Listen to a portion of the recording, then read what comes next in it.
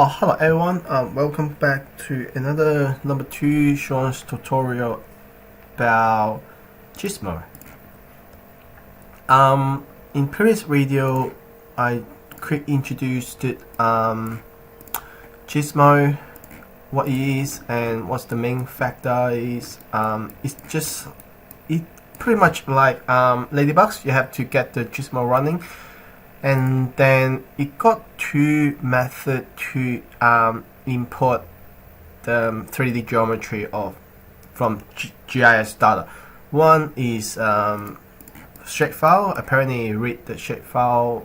That's the components. Also, you can construct a location with latitude, longitude to get OSM data from OpenStreetMap. In this tutorial, I will try both methods. Pretty much just connect it and give it a name as because I am looking to do a site in Caulfield Hospital. If you don't know how, it's got a simple way to get the latitude, longitude. It just need to simple double click, one click. So in Google Map, it pops up, give you the latitude, longitude. It's not always work, but what you can do is copy it. Control C and put it as a panel, paste it. So pretty much let's copy 3 of them. The first one I will use the Victoria 3162 as the location name, and then we can delete the rest as the latitude, and then we can use the rest for the longitude. And then sound side, we doesn't have any error, we can toggle boolean to let that run. Before I hit runs, it's also got another components you can take a look with it. The one thing is good about GISMO is you can type radius because they use the 0, as a center point, start everything from the center point. So if I say if I want to have 400 meters around that location, get all the data as 400 meters. Also, you have to double check your Rhino type units. Just double check your model unit is in the meter, so don't put in the millimeters, otherwise you cannot see your model. So let's hit run. It may take some time, but during the time we're waiting, I'm just quick download the Orion shape file for the building footprint as well. Just compare it. Which one is better? I think I need to select again with that location.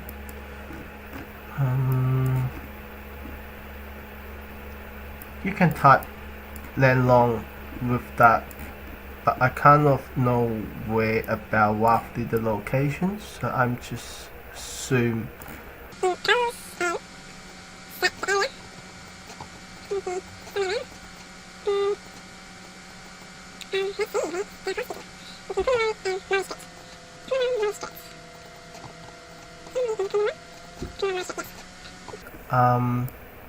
So I just set that as the data.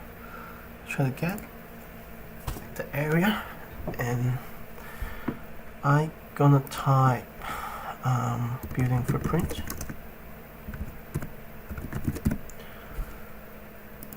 And search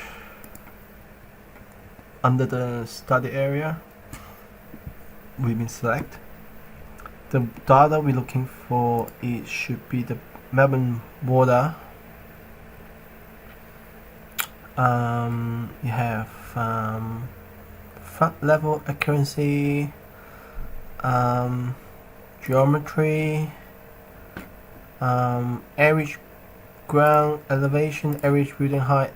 Anyway, but we just like select all of them and download all of them.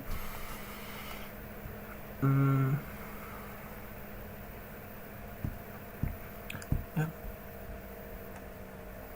So download as a shapefile.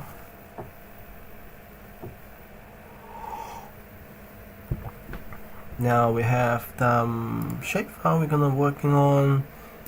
Just store it in a way. Let's say 10 video data. So let's save into a folder. Give this a name.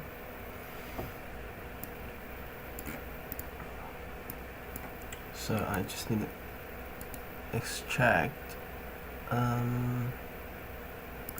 all in this location, and then we will have the shapefile data. Now back to the GISMO is being runs alright, no error. And then we could use the 3D building. No, sorry. It's got 3D shapes, shapes, keys, values. That it should read all of the OpenStreetMap data we have downloaded. So pretty much we just got one building. It shows in the OpenStreetMap data we download from OpenStreetMap. This could be a way to do certain area, but it's not always perfect. So now we turn the focus into read shapefile. So the read shapefile has the different two necessary input, shapefile and the location, and we can construct the location from a shapefile. It sounds like ridiculous, but yeah, it is. We can construct that in one single file for two components. That's how to set it up. So, but anyway, I'll just reference one because previous data I have, it just too big to take too long time to generate the building footprint. So I downloaded the smaller one. So just for showing how to do it, will be a much quicker time. And then his toggle, give it to 1. It should it's much quicker now. You have much more building footprint than the OpenStreetMap has, because for some reason, and then it got 3 different outputs. Is a shape, is the polygon, polyline, whatever. It shows the geometry, so I put the boundary surface to capture all of them. Before that, I just try to make sure it's a closed curve, so it doesn't break the simulation. So curve, So input the curves to check all the curve is closed, and then we connect to that boundary. And then they got the key and values we download from Orion. If we don't know what is that, it's completely fine. We just need to type panel. We can always chase back what category they have each key. So to find the key, we need to have a key search and key value search. Just simply type the key in to extract the value from each key. The S is search input. We need to have a panel, and then because we want to have an average building height, should be the height underscore AV1. It's a case sensitive, so if they are lowercase, just use lowercase. Just match whatever the data they have. And then, yep.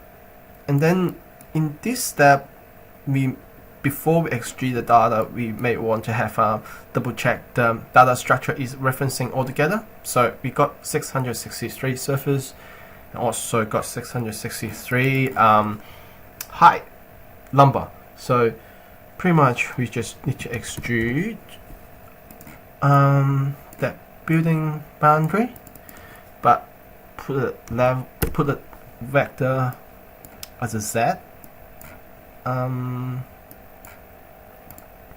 Yep. Just give it 10 seconds. Now we have the building height according the water authority data we have. In this method, we can use lots of different things as well as not only just for building footprint. The all data you can get from Orion, like street and color tree. I will show you in the next tutorial how to get the ground plane. Before we go, we may want to have little bit difference because we have in the data we have the average ground elevation.